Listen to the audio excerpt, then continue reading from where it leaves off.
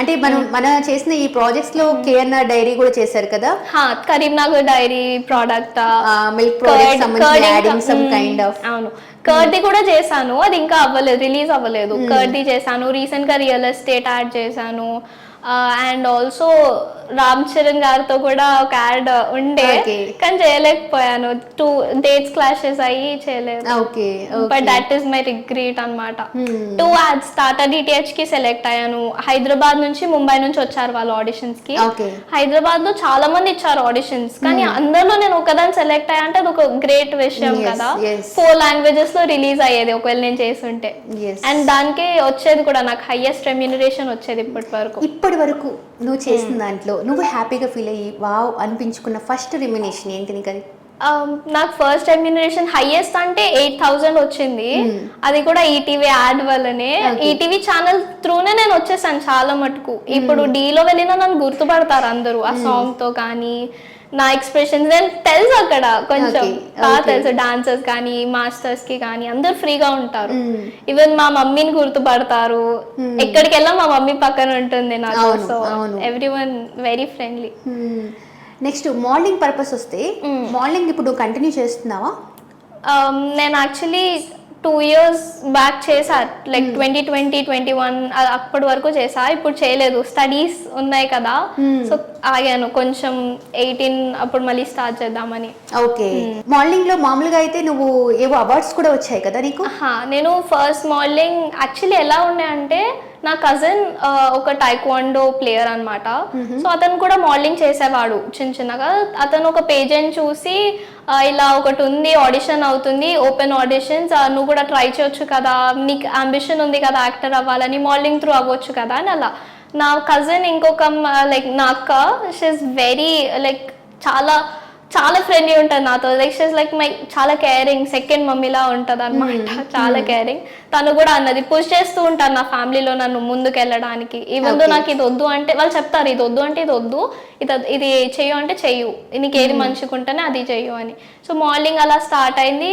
First Kondapur coffee hub అని ఉంటుంది కదా, దాంట్లో అయిన ఉండే నా ఆడిషన్. అప్పుడు కూడా 2,000 members ఏమో ఇచ్చారు మోడలింగ్ కి, అందరూ పెద్దవాళ్ళే. నేను ఒక్కదాన్ని 14 years ఉన్నప్పుడు చేశాను నేను అది. ఎలా నాకు అసలు వాక్ ఎలా చేయాలో తెలీదు, హీల్స్ వేసుకోలేదు, జస్ట్ ఒక వెస్టర్న్ అవుట్ఫిట్ వేసుకొని వెళ్ళాను.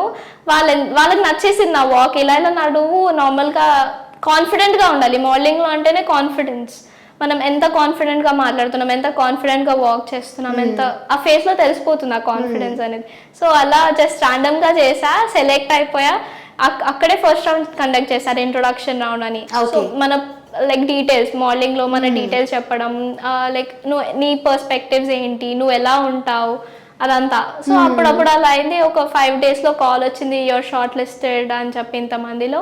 మళ్ళీ సెకండ్ రౌండ్ ఉంటుంది. సెకండ్ రౌండ్ వచ్చేసి గ్రూమింగ్ సెషన్స్ అని ఉంటాయి. సో ఫస్ట్ ఏం చేయాలి, వాకింగ్ ప్రాక్టీస్ సెషన్స్ చేయిస్తారు, దెన్ ఫోటో సెషన్ అట్లా అవుతాయి. ఫోటో సెషన్ తర్వాత గ్రాండ్ ఫినాలే డైరెక్ట్. మనకి గ్రాండ్ ఫినాలే కదా, నా ఫస్ట్ మోడలింగ్ వాక్ అంతా ఫస్ట్ టైం పార్టిసిపేట్ చేసా. ఒక సబ్ టైటిల్ వస్తుందని కూడా ఎక్స్పెక్ట్ చేయలే. టాప్ 60 సెలెక్ట్ అయ్యారు మొత్తం గ్రూమింగ్ సెషన్స్ అన్నిటికీ. అరౌండ్ 2000 నుంచి 200 నుంచి షార్ట్లీ చేసి టాప్ 60 చేశారు. టాప్ 60లో ఫోటో సెషన్స్ అవన్నీ అయినాయి. టాప్ 60లో టాప్ 20కి సబ్ టైటిల్స్ వచ్చాయి. లైక్ టాప్ 10 వరకు సబ్ టైటిల్స్ వచ్చాయి. నేను ఎక్స్పెక్టే చేయలేదు. 14 years లో సడన్ గా మనోజ్ అన్న, ఈ మొత్తం ఆర్గనైజ్ చేసింది మనోజ్ అని. So wings model hub page అని పేరు. సో మనోజ్ అన్న కూడా చాలా ఫ్రెండ్లీ ఉండే. నాకు వచ్చి సడన్ గా అడిగారు మమ్మీకి, నాకు హనీకి ఏమి ఇవ్వమంటారు మీరు చెప్పండి, చాలా ఎనర్జెటిక్ ఉంది. ఆ మోడలింగ్ ఎక్స్పీరియన్స్ కూడా చాలా బాగుండే. అందరు నన్ను చుట్కీ, డైమండ్ అలా పిలుస్తుంది, చిన్న పాప. ఇంకా టాలెంట్ రౌండ్ ఉండేది, అందులో నాకు హైయెస్ట్ మార్క్స్ వచ్చాయి. నేను అప్పుడు డాన్స్ చేశాను టాలెంట్ రౌండ్ కి. సో అందరికంటే హైయెస్ట్ మార్క్స్ వచ్చాయి. సో పటాకా పటాకా అని పిలుస్తుండే. Even the judges were very friendly. So అదంతా అయింది. నాకు అప్పుడు మిస్ షైనింగ్ స్టార్ హైదరాబాద్ 2021 అని వచ్చింది. తర్వాత వాళ్ళదే 3 పేజెంట్స్ అయ్యాయి. So miss Telangana, mister and miss Telangana కూడా ఆడిషన్ ఇచ్చా, సెలెక్ట్ అయింది. బట్ కోవిడ్ వల్ల అది జరగలే తెలంగాణది. మళ్ళీ Miss and Mrs India, Mrs South India అవి జరిగాయి. దాంట్లో నాకు మిస్ గ్లోరియస్ సౌత్ ఇండియా వచ్చింది. మళ్ళీ ఆలీ క్లబ్ అని చెప్పి కూడా ఇంకొకటి ఉండే. దాన్ని కూడా అప్రోచ్ అయ్యాను. ఢిల్లీకి వెళ్ళాను సెమీఫైనల్స్కి. సో సెమీఫైనల్స్లో కూడా నాకు సర్టిఫికేట్ వచ్చింది. దెన్ ఫినాలేకి కూడా సెలెక్ట్ అయ్యాను. ఫినాలేకి మళ్ళీ ఢిల్లీ రమ్మన్నారు. అప్పుడు నాకు ఎగ్జామ్స్ ఉండే, I couldn't go, but that was also good experience. అంటే నేను అనుకోలే, నేను అవుట్ ఆఫ్ హైదరాబాద్ కూడా అంత వెళ్ళను, ఢిల్లీకి వెళ్ళాను. మోడలింగ్ నా కెరియర్తో నేను ట్రావెల్ చేస్తున్నా అని ఒక మంచి అడ్వాంటేజ్ అనిపించింది. నీకు హ్యాపీగా ఫీల్ అయిన లైక్ హీరోస్ నుంచి కానీ హీరోయిన్స్ ఎక్కడి నుంచైనా ఒక మంచి ఎక్స్పీరియన్స్, అంటే నిన్ను చూసి నీకు గ్రీట్ చేయడము, నీ ఏజ్ ఇలా ఉంది ఇంత చిన్న అని చెప్పి, అలా ఎప్పుడన్నా జరిగిందా ఈ కైండ్ ఆఫ్ ఇన్ ఇయర్స్లో? లైక్ చిన్నప్పటి నుంచి అంటే మా మమ్మీకి జమున మ్యామ్ ఉన్నారు కదా, ఓల్డ్ యాక్టర్.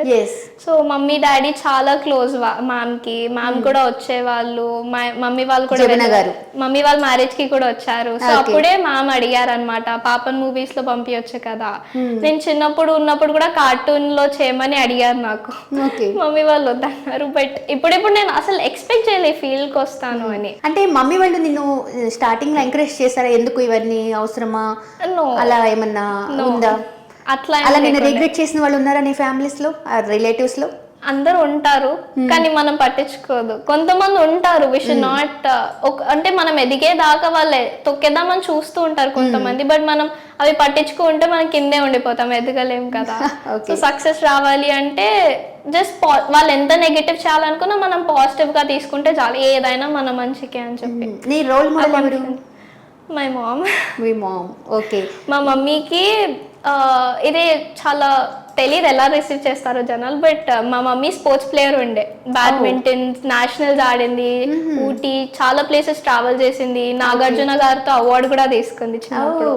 సో స్క్రీన్ మీద చూసి మా అమ్మమ్మ చాలా హ్యాపీ ఫీల్ అయ్యారు అవార్డు టెలికాస్ట్ అయినప్పుడు.